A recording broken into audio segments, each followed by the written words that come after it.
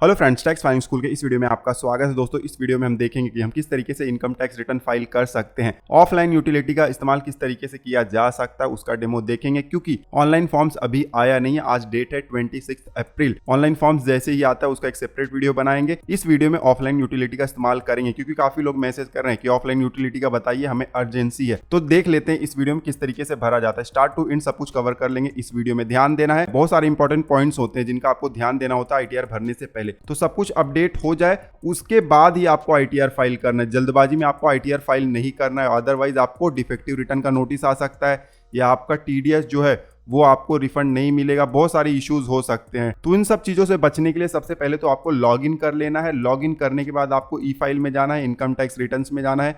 यहाँ पर आपको देखिए व्यू फॉर्म 26 AS है, इस पर क्लिक करके आपको अपना टीडीएस वगैरह पेमेंट का डिटेल चेक कर लेना है। उसके अलावा अगर आपको इनकम का डिटेल चेक करना है तो सर्विसेज में जाना है। यहाँ पर आपको एनुअल इन्फॉर्मेशन स्टेटमेंट है, इस पर क्लिक करके आपका एनुअल इन्फॉर्मेशन जो भी इनकम का डिटेल होगा वो आपको चेक कर लेना है। मोबाइल पर ऐप भी आ गया है, तो AIS का ऐप डाउनलोड कर लो, बहुत ही आसान हो जाता है आपका काम। कैसे डाउनलोड करना है, कैसे रजिस्टर करना है उसका वीडियो ऑलरेडी हमने बनाया हुआ, लिंक आपको नीचे डिस्क्रिप्शन में मिल जाएगा, तो चेकआउट जरूर कर लीजिएगा।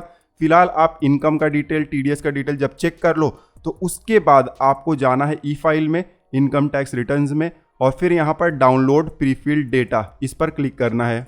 यहाँ पर असेसमेंट ईयर आपको सिलेक्ट करना है 2023-24 और उसके बाद डाउनलोड पर क्लिक करना है।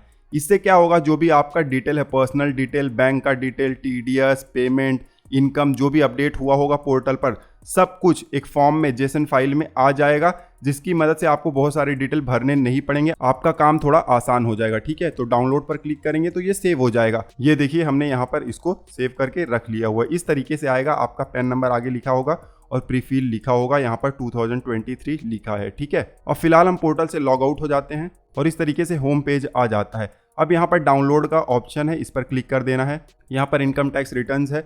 असेसमेंट ईयर यहाँ पर 2023-24 ऑटोमेटिकली सिलेक्टेड है, नहीं होगा तो सिलेक्ट कर लीजिएगा। ITR 1 यहाँ पर दिया गया है। यहाँ पर नीचे यूटिलिटी एक्सेल बेस्ड ये वाला ऑप्शन है, इस पर आपको क्लिक करना है।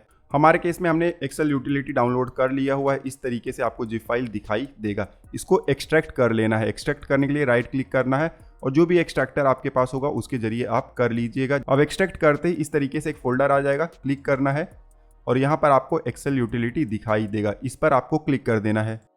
क्लिक करते ही ये ओपन हो जाता है इस तरीके से। This utility is for assessment year 2023-24। Okay पर क्लिक करना है। अब यहाँ पर इस तरीके से आपको फॉर्म दिखाई देता है। ITR 1 का फॉर्म है, इनकम डिटेल, TDS, TCS, उसके बाद tax paid and verification, ATD, ATG और ATGGA का ऑप्शन आपको दिखाई देता है। सबसे इंपॉर्टेंट इनकम डिटेल्स है, इसको भरते समय आपको बहुत ही ज़्यादा ध्यान देना है। जैसे कि मैंने आपको पहले ही बताया कि हमने प्रीफिल डेटा डाउनलोड किया हुआ है, तो उसको हम पहले इंपोर्ट कर लेंगे। इंपोर्ट करने के लिए क्या करना है, इंपोर्ट प्रीफिल, इस पर क्लिक करना है। ओके पर क्लिक करेंगे। अब जहाँ पर हमने रखा हुआ है फाइल को इंपोर्ट कर लेंगे। ये देखिए इस तरीके से आपको फाइल दिखाई देगा, आपको इंपोर्ट कर लेना है। ये देखिए बहुत सारे डिटेल ऑटोमेटिकली अब फीड हो रहे हैं ITR फॉर्म में।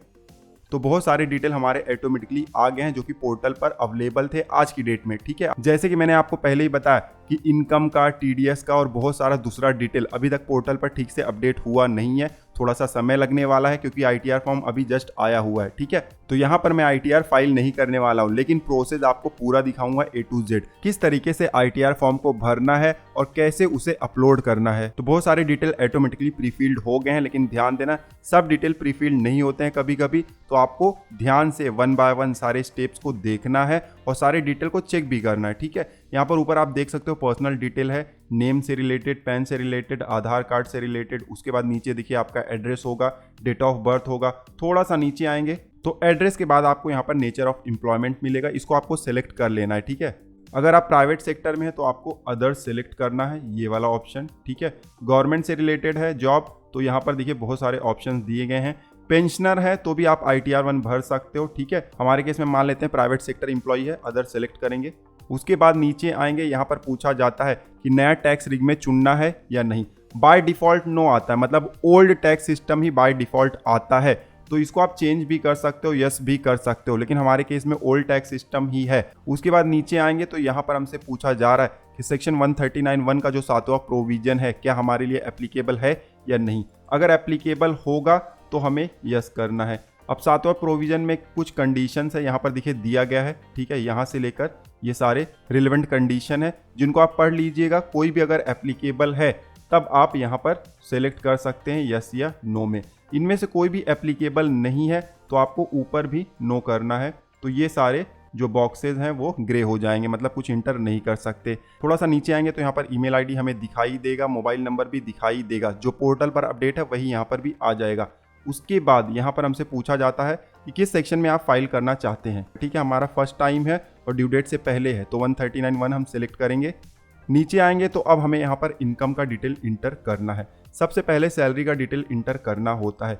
देखिए बहुत सारे यहाँ पर इनकम के डिटेल आ गए होंगे ऑटोमेटिकली, जो भी अपडेट हुआ होगा आ गया होगा, जो अपडेट नहीं हुआ है वो नहीं आया। तो देखिए यहाँ पर अदर सोर्स का कुछ डिटेल यहाँ पर आ गया है, डिडक्शन का कुछ डिटेल आ गया है, ठीक है। सैलरी का डिटेल नहीं आया क्योंकि अभी तक अपडेट नहीं हुआ है। तो जो भी डिटेल आपका पोर्टल पर अपडेट हुआ होता है प्रीफिल के जरिए आप उसको यहाँ पर इंपोर्ट कर सकते हो, आपको मैनुअल इंटर करने की जरूरत नहीं। बट इनकेस कोई डिटेल अगर इंपोर्ट नहीं हुआ है तो आप मैनुअल भी इंटर कर सकते हो। मैनुअल इंटर करने के लिए आपके पास फॉर्म नंबर 16 होना चाहिए इस तरीके से, ठीक है। फॉर्म नंबर 16 होगा तो उसको देख देख के आप भर सकते हो। तो थोड़ा सा इसको भर देते हैं ताकि आपको समझ में आ जाए।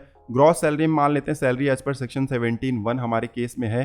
ध्यान देना यहाँ पर जो भी डिटेल और अमाउंट हम इंटर करते हैं वो डमी है, ठीक है, लेकिन आपको सही सही डिटेल इंटर करना है फॉर्म नंबर 16 के हिसाब से। तो इस वीडियो में आपको अमाउंट पर फोकस नहीं करना है, स्टेप्स पर, प्रोसेस पर फोकस करना है, ठीक है। उसके बाद अब नीचे देखिए यहाँ पर वैल्यू ऑफ परक्विजिट अगर होगा तो वो आप इंटर कर दीजिएगा।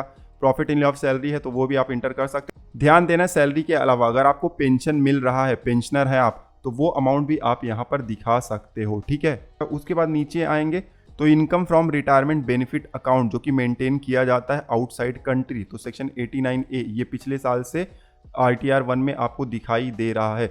रिटायरमेंट बेनिफिट अकाउंट अगर यूनाइटेड स्टेट ऑफ अमेरिका में है, United kingdom of great Britain या नॉर्थर्न आयरलैंड में है या कनाडा में है तो उसका अमाउंट आप यहाँ पर दिखा सकते हो। इन तीनों के अलावा रिटायरमेंट बेनिफिट अकाउंट अगर किसी दूसरी कंट्री में है तो उसका इनकम आपको नीचे वाले रो में दिखाना है। हमारे केस में ऐसा कोई retirement benefit account outside India नहीं है तो इसको हम छोड़ देंगे। नीचे आएंगे एग्जिम्ट अलावेंस आप यहाँ पर इंटर कर सकते हो। हमारे केस में मान लेते हैं कि HRA का एग्जिम्पशन हमें मिला हुआ है तो वैसे ही एक रैंडम फिगर हम यहाँ पर इंटर कर देते हैं। देखिए यहाँ पर बहुत सारे ऑप्शन हैं, इस पर क्लिक करोगे यहाँ पर ड्रॉप डाउन आ जाएगा। ये देखिए बहुत सारे ऑप्शंस हैं, जो एप्लीकेबल होगा आपको सिलेक्ट कर लेना है। फॉर्म नंबर 16 के हिसाब से आपको यहाँ पर डिटेल इंटर करना है।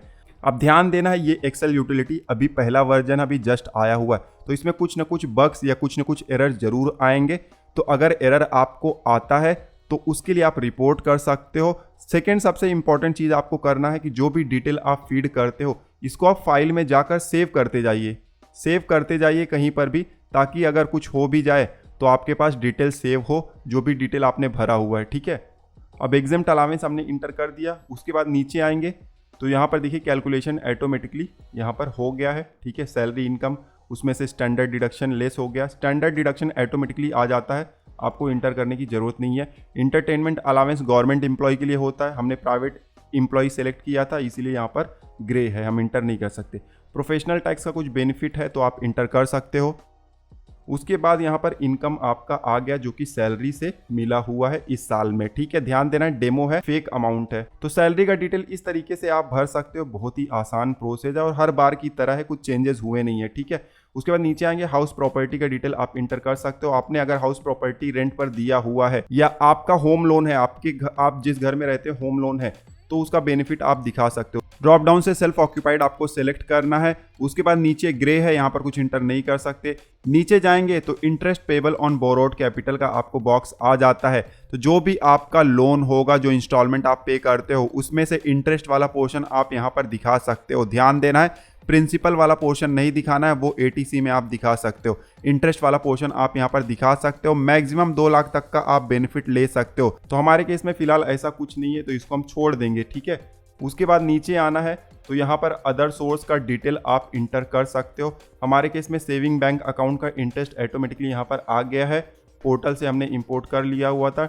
डिपॉजिट जो है उसका भी हमें इंटरेस्ट मिला हुआ है, तो वो भी आ गया है। पोर्टल पर अपडेट था इतना अमाउंट। अगर ऑटोमेटिक नहीं भी आता है तो भी आप मैनुअल इंटर कर सकते हो।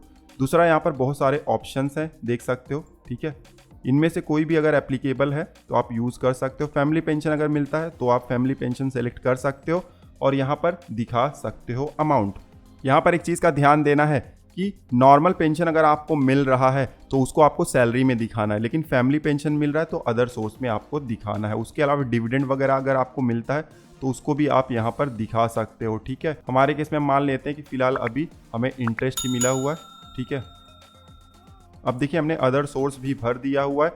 अब नीचे आएंगे तो यहाँ पर फिर से पूछा जा रहा है कि रिटायरमेंट बेनिफिट अकाउंट अगर मेंटेन करते हैं किसी दूसरी कंट्री में, तो यहाँ पर जैसे ऊपर सैलरी में था, अदर सोर्स के लिए भी यहाँ पर सेपरेट से बनाया गया है, ठीक है। यहाँ पर कंट्रीज़ का नाम दिया गया है, ठीक है। उस हिसाब से आप अमाउंट इंटर कर सकते हो। और जो भी इनकम आपको रिटायरमेंट बेनिफिट अकाउंट से होता है उसका ब्रेकअप भी हमें यहाँ पर इंटर करना पड़ता है। उसी तरीके से डिविडेंड जो आपको मिलता है उसका ब्रेकअप भी आपको यहाँ पर इंटर करना पड़ता है कि कौन से क्वार्टर में कितना आपको डिविडेंड मिला है।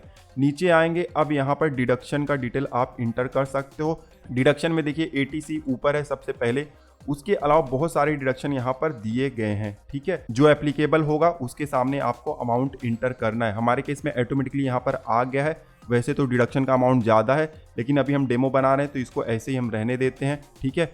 80D हमारे केस में है, तो 80D के लिए यहाँ पर देखिए आप अमाउंट इंटर नहीं कर सकते हो क्योंकि 80D के लिए अलग से एक टैब ही दिया गया है। उसी तरीके से 80G जो कि डोनेशन से रिलेटेड है उसके लिए भी अलग टैब दिया गया है और 80GGA के लिए भी अलग से टैब दिया गया है। बाकी सारे जो डिडक्शन है जैसे कि 80TTA, 80TTB, 80U और दूसरे डिडक्शन जो भी हैं, ठीक है, सब यहाँ पर ही हैं। इनको आप देख लीजिएगा और अमाउंट आप यहाँ पर इंटर कर दीजिएगा। हमारे केस में 80C अमाउंट हमने इंटर कर दिया हुआ है, मान लेते हैं। उसके बाद 80D हमारे केस में है, कैसे भरना मैं आपको बताऊंगा। उसके बाद यहाँ पर देखिए 80TTA है क्योंकि इंटरेस्ट हमें मिला हुआ है सेविंग बैंक से भी, तो 10,000 तक का क्लेम हम ले सकते हैं। हमारे केस में 421 ही दिखाई दे रहा है, तो अमाउंट हम इंटर कर देंगे, ठीक है। ध्यान देना हमारा डिटेल अभी अपडेट नहीं हुआ है और जो फिगर है उस पर आपको फोकस करना ही नहीं है, आपको फोकस करना है स्टेप्स पर, क्योंकि फिगर सबके अलग अलग होते हैं। उसके बाद अगर सीनियर सिटीजन है तो आप 80TTB का भी बेनिफिट ले सकते हो। अगर डिपॉजिट आप करते हो और इंटरेस्ट मिलता है जिसको आप अदर सोर्स में दिखाते हो जैसे कि हमने दिखाया हुआ है, और अगर आप सीनियर सिटीजन हो तो 80TTB के तहत भी आप बेनिफिट ले सकते हो। यहाँ पर आपको 50,000 तक का बेनिफिट मिल सकता है, ठीक है। उसके बाद डिडक्शन जब हो जाएगा तो नीचे जब हम आएंगे तो यहाँ पर एग्जेम्प्ट इनकम को हम रिपोर्ट कर सकते हैं। एग्जेम्प्ट इनकम बहुत सारे होते हैं। LIC से आपको पैसा मिला हुआ है, सेक्शन 1010D हम सेलेक्ट कर सकते हैं, अमाउंट हम यहाँ पर इंटर कर सकते हैं। PF वगैरह से मिला हुआ तो उसके लिए भी ऑप्शंस यहाँ पर दिए गए हैं और बहुत सारे ऑप्शंस हैं यहाँ पर, देख लीजिएगा। जो भी एप्लीकेबल होगा आप सेलेक्ट करके अमाउंट आप यहाँ पर इंटर कर सकते हैं, ठीक है। एग्रीकल्चर इनकम भी होगा 5,000 से कम तो भी आप यहाँ पर अमाउंट इंटर कर सकते हो। 5,000 से ज़्यादा होगा तब तो ये फॉर्म ही एप्लीकेबल नहीं होगा आपके लिए, ठीक है। फिलहाल मान लेते हैं हमारे लिए कोई भी एग्जेम्प्ट इनकम एप्लीकेबल नहीं है। नीचे आएंगे, यहाँ पर टैक्स का कैलकुलेशन होगा। अब देखिए हमारा जो इनकम है 490 है, ठीक है, लेकिन यहाँ पर टैक्स दिखाई नहीं दे रहा है। क्यों नहीं दिखाई दे रहा है? क्योंकि कैलकुलेट टैक्स का एक बटन है, उस पर क्लिक करके हम टैक्स को कैलकुलेट कर सकते हैं। ऑटोमेटिकली यहाँ पर टैक्स का अमाउंट नहीं आता है, ठीक है। वो आखिरी में करना है क्योंकि सारा डिटेल जब हम पहले भर लेंगे उसके बाद कैलकुलेट करेंगे टैक्स को और उसके बाद जेसन फाइल हम जनरेट करेंगे। तो आप TDS का डिटेल भर देते हैं और पेमेंट का डिटेल। TDS का अमाउंट जो भी अपडेट हुआ होगा प्री फिल में वो आ जाएगा। TDS का अमाउंट ज़्यादा है लेकिन अभी यहाँ पर कम दिखाई दे रहा था प्री फिल में, तो इसको हमने ले लिया हुआ है एग्जाम्पल के लिए, ठीक है। लेकिन आपको ऐसा नहीं करना, आपका जो एक्चुअल में TDS का अमाउंट डिडक्ट हुआ है वो यहाँ पर आपको पूरा दिखाई देना चाहिए। TDS का डिटेल आपका अपडेट होना चाहिए पोर्टल पर और वही अमाउंट आपको यहाँ पर दिखाना है, ठीक है। अगर कुछ डिफरेंसेस है तो आपको कंपनी से बात करना है, एम्प्लॉयर से बात करना है। ध्यान देना इसको आप मैनुअल भी इंटर कर सकते हो। आपको 10 नंबर यहाँ पर इंटर करना है, फिर जिसने आपका TDS डिडक्ट किया हुआ उसका नाम यहाँ पर इंटर करना है, फिर कितना इनकम जो सैलरी का इनकम होता है वो आपको यहाँ पर इंटर करना है जिसके ऊपर TDS डिडक्ट हुआ है, और कितना TDS डिडक्ट हुआ है वो यहाँ पर आपको इंटर करना है, ठीक है। उसके बाद नीचे आइए, सैलरी के अलावा दूसरा कोई इनकम आपको मिला हुआ है जिसके ऊपर TDS डिडक्ट हुआ है तो आपको यहाँ पर डिटेल इंटर करना है। 10 नंबर आपको यहाँ पर इंटर करना है, फिर डिडक्टर का नाम, फिर कितने अमाउंट पर TDS डिडक्ट हुआ है, किस साल में डिडक्ट हुआ, ये भी आपको यहाँ पर इंटर करना है। जैसे 2022 आपको सेलेक्ट कर लेना है। फिर कितना टैक्स आपको कटा हुआ था वो अमाउंट इंटर करना है, और TDS कितना आप क्लेम करना चाहते हो वो भी करना है। जैसे कि आपने यहाँ पर 5000 डाला मैनुअल या ऑटोमेटिकली यहाँ पर 5000 आ गया, तो क्लेम कितना करना है वो भी आपको यहाँ पर बताना है। इस तरीके से पूरा क्लेम करना है तो पूरा अमाउंट आप इंटर कर दोगे। ठीक है, फिलहाल इसको हम डिलीट कर देते हैं, हमारे केस में नहीं है। उसके बाद नीचे आएंगे तो यहाँ पर देखिए आपने अगर कोई पेमेंट किया हुआ है चालान के जरिए तो वो उसका डिटेल आप यहाँ पर इंटर कर सकते हो। ठीक है, ये हमने यहाँ पर डेमो इंटर किया हुआ है। आपके चालान पर जो भी BSR कोड होगा इंटर करिएगा, चालान पर जो डेट होगा, डेट ऑफ डिपॉजिट, वो इंटर करिएगा, सीरियल नंबर इंटर करिएगा, और कितने अमाउंट का चालान है वो आपको इंटर करना है। मल्टीपल चालान है अगर आपके पास, जैसे कि एडवांस टैक्स पे करते हो क्वार्टरली, तो आप यहाँ पर अलग अलग लाइन में अमाउंट इंटर कर सकते हो। ठीक है, ऐसा नहीं कि सबको जोड़ के एक में ही इंटर करो, ऐसा नहीं करना है। हर चालान का अलग अलग डिटेल इंटर करना है, तो डिटेल इंटर आप कर दीजिएगा। ठीक है, यहाँ पर एक चीज़ मैं आपको बताना भूल गया कि जब भी आपका पेज कंप्लीट हो जाए, जैसे कि ये TDS का टैब कंप्लीट हो गया, तो ऊपर वैलिडेट का बटन है, इस पर आपको क्लिक करना है। तब यहाँ पर दिखाई देगा कि sheet TDS is okay. Okay आना चाहिए, इसका मतलब डिटेल आपने सही तरीके से भरा हुआ है। उसके बाद TCS में जाएंगे, यहाँ पर अगर कुछ एप्लीकेबल है हमारे लिए तो भर सकते हैं, फिर वैलिडेट पर क्लिक करेंगे। उसके बाद टैक्स पेड एंड वेरिफिकेशन में जाएंगे। यहाँ पर देखिए कुछ भी डिटेल नहीं आ रहा है, टैक्स का रिफंड का नहीं आ रहा है। ठीक है, आ जाएगा आगे चलकर। फिलहाल तो सारा डिटेल आपको भर देना है। बैंक का डिटेल सबसे पहले भर देना है, बैंक का डिटेल ऑटोमेटिकली आ जाएगा। और अगर कोई एडिशनल बैंक है या बैंक आप मॉडिफाई करना चाहते हो तो सबसे पहले आपको पोर्टल पर जाकर उनको ऐड करना है। ठीक है, उसके बाद यहाँ पर ऑटोमेटिकली इंटर करना, या तो मैनुअल भी आप इंटर कर सकते हो, लेकिन सबसे पहले पोर्टल पर आपको सही करना है। उसके बाद जिस बैंक खाते में आपको रिफंड चाहिए उसको आपको सेलेक्ट कर लेना है यहाँ से। ठीक है, उसके बाद नीचे आइए तो यहाँ पर देखिए वेरिफिकेशन है, तो आपका नाम यहाँ पर दिखाई देगा, सन डॉटर ऑफ, उसके बाद सेल्फ है। ठीक है, यहाँ पर पैन नंबर है, डेट है, सिस्टम जनरेटेड डेट है, प्लेस यहाँ पर आपको इंटर करना है इस तरीके से। ठीक है, अब ऊपर जाना है, अब वैलिडेट पर क्लिक कर देना है, तो ये भी शीट ओके हो गया। उसके बाद सेक्शन 80D का टैब है। यहाँ पर हमसे सवाल पूछा जाता है, आप अगर इंडिविजुअल हैं तो क्या आप या आपकी फैमिली में कोई सीनियर सिटीजन है, तो आपको यस या नो सेलेक्ट करना है। अब यहाँ पर फैमिली का मतलब सिर्फ वाइफ और बच्चे होते हैं, पेरेंट्स नहीं आते। पेरेंट्स के लिए अलग से यहाँ पर ऑप्शन दिया गया है। तो आप या आपके बच्चों में से या वाइफ में से कोई सीनियर सिटीजन है तो यस करना है, नहीं है तो नो करना है। और अगर क्लेम ही नहीं करना है, आपको 80D क्लेम ही नहीं करना है, तो थर्ड ऑप्शन चूज करना है। हमें क्लेम करना है तो हम नो करेंगे क्योंकि सीनियर सिटीजन नहीं है। अमाउंट इंटर कर देंगे हेल्थ इंश्योरेंस का। मान लीजिए कि ये ऑटोमेटिकली नहीं आता, बहुत बार नहीं आता मोस्ट ऑफ द केसेस में, तो मैनुअल आप इंटर कर सकते हो। ठीक है, उसके बाद प्रिवेंटिव हेल्थ चेकअप का अमाउंट भी इंटर कर सकते हो। तो इस तरीके से हमने अमाउंट इंटर कर दिया। अब नीचे आएंगे तो यहाँ पर पेरेंट्स के लिए भी पूछा जा रहा है कि पेरेंट्स सीनियर सिटीजन है या नहीं। तो हमारे केस में है तो यस पर क्लिक करेंगे, अगर नहीं है आपके केस में तो नो पर क्लिक करिएगा। और अगर आपको क्लेम ही नहीं करना पेरेंट्स के लिए तो नॉट क्लेमिंग फॉर पेरेंट्स, इस पर क्लिक करना है। हमें क्लेम नहीं करना है क्योंकि उनका ऑलरेडी हेल्थ इंश्योरेंस है जिसका क्लेम वो लेते हैं। ठीक है, तो यहाँ पर हमने नो किया तो अमाउंट यहाँ पर आ गया है। अब वैलिडेट पर क्लिक करना है, ये भी शीट ओके है। ठीक है, उसी तरीके से 80G का अमाउंट आप इंटर कर सकते हो। जो भी डोनेशन आपने दिया हुआ है, डोनेशन के रिसिप्ट पर सारा डिटेल दिया गया होता है, तो आप ऐड कर सकते हो जो भी एप्लीकेबल होगा। डिटेल ऐड करने के बाद वैलिडेट पर क्लिक करना है। उसके बाद 80GGA है, ये भी डोनेशन का है 80G, और 80GGA भी डोनेशन का है, लेकिन ये डोनेशन जो है स्पेसिफिक है, साइंटिफिक रिसर्च और रूरल डेवलपमेंट से रिलेटेड है, तो उसको यहाँ पर इंटर करना है। बाकी सब डोनेशन जो दूसरे हैं उनको आप यहाँ पर भी इंटर कर सकते हो। ठीक है, तो इस तरीके से पूरा फॉर्म जब आप भर लेते हो, ठीक है, तो आखिरी में आपको यहाँ पर कैलकुलेट टैक्स का बटन दिखाई देता है। एक चीज़ का ध्यान रखना है कि समय समय पर आपको सेव कर लेना है, ताकि आपका डिटेल जो है वो अगर कुछ हो जाए तो जो डिटेल भरा हुआ है वो आप रिकवर कर सको। ठीक है, जब पूरा आप कॉपी भर लो तो कैलकुलेट टैक्स का बटन है, इस पर आपको क्लिक करना है। तो अब इनकम टैक्स का कैलकुलेशन हो रहा है। इनकम टैक्स का कैलकुलेशन जैसे ही हो गया, आप इनकम डिटेल वाले टैब में आ गए हैं। स्क्रॉल करके नीचे जाइए तो अब आप देख सकते हो यहाँ पर टैक्स हमें दिखाई दे रहा है, पहले नहीं दिखाई दे रहा था। ध्यान देना, ये डेमो अमाउंट है, लेकिन जब आप ITR भरोगे तो स्टेप्स आपको ऐसे ही फॉलो करने हैं। ठीक है, कैलकुलेट टैक्स करने के बाद यहाँ पर टैक्स का अमाउंट आ गया है, रिबेट भी हमें यहाँ पर मिल गया है। ठीक है, उसके बाद देखिए कोई रिलीफ अगर आप क्लेम कर रहे हो एरियर सैलरी का तो वो आप यहाँ पर क्लेम कर सकते हो। पहले आपको सैलरी में दिखाना होगा और फिर क्लेम का अमाउंट यहाँ पर आपको इंटर करना है। क्या अमाउंट इंटर करना होता है उसका एक सेपरेट वीडियो बनाएंगे जैसे ही ऑनलाइन फॉर्म्स वगैरह सब आ जाते हैं तो, ठीक है, फ्यूचर में बन जाएगा और वीडियो का लिंक आपको डिस्क्रिप्शन में मिल जाएगा। आपका टैक्स का अमाउंट आ गया है, उसके बाद TDS का अमाउंट तो यहाँ पर हमने इंटर किया हुआ ही था। अब टैक्स पेड वेरिफिकेशन में जाएंगे तो यहाँ पर देखिए टैक्स का अमाउंट और रिफंड का अमाउंट सब कुछ यहाँ पर अब दिखाई दे रहा है, इतना रिफंड हमें मिलेगा।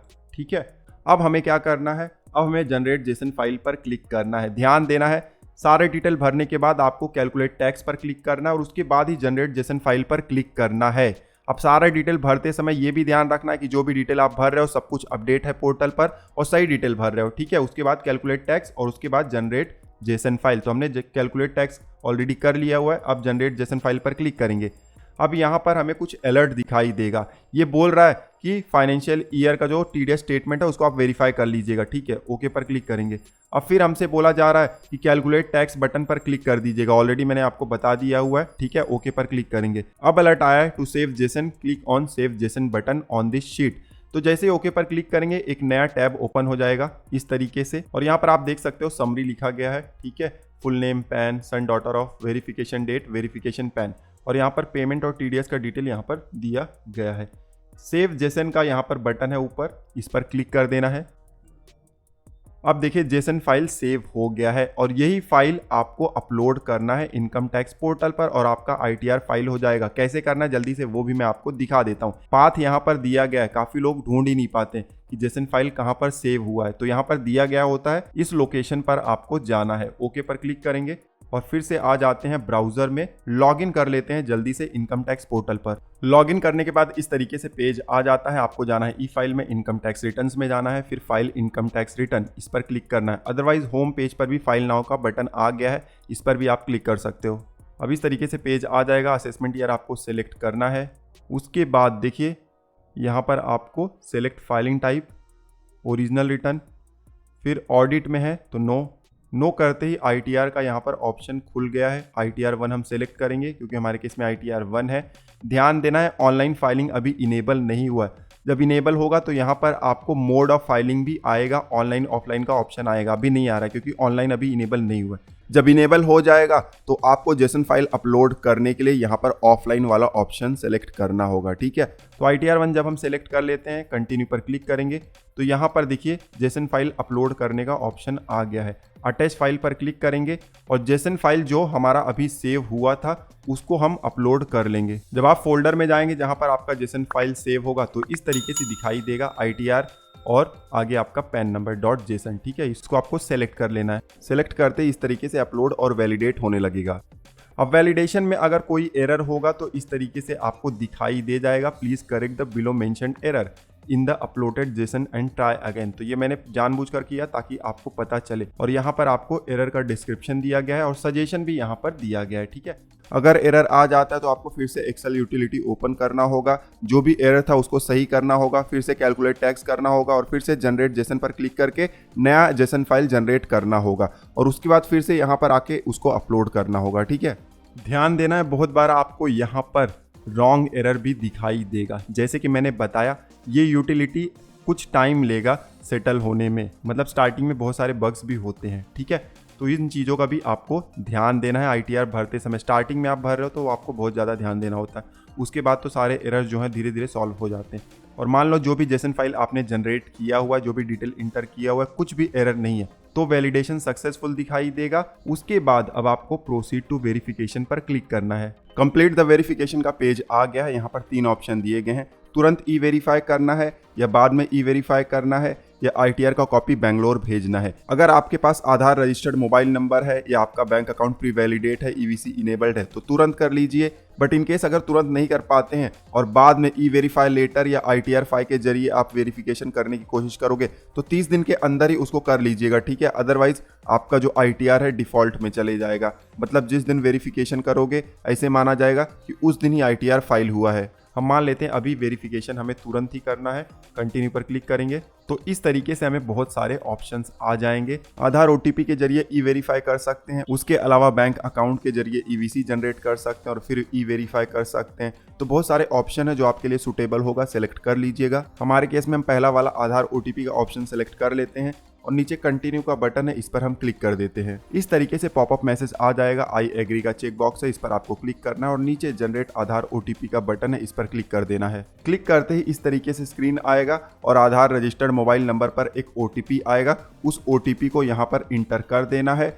फिर नीचे वैलिडेट का बटन है, इस पर हमें क्लिक करना है। वैलिडेट पर क्लिक करते ही इस तरीके से कंफर्म सबमिशन ऑफ रिटर्न का पॉपअप मैसेज आ जाता है। सब कुछ डिटेल अगर आपको सही है और आप ITR फाइल करना चाहते हो तो सबमिट का बटन है, इस पर आपको क्लिक कर देना है और सबमिट पर क्लिक करते ही इस तरीके से स्क्रीन आ जाएगा। हमारा ITR सक्सेसफुली फाइल हो गया है और वेरीफाई भी हो गया है। अब हमें कुछ भी नहीं करना है, सिर्फ वेट करना है ITR प्रोसेस होने का। ठीक है, नीचे देखिए आपको डाउनलोड रिसिप्ट का बटन दिखाई दे रहा है, इस पर क्लिक करके आप एक्नॉलेजमेंट को डाउनलोड कर सकते हैं।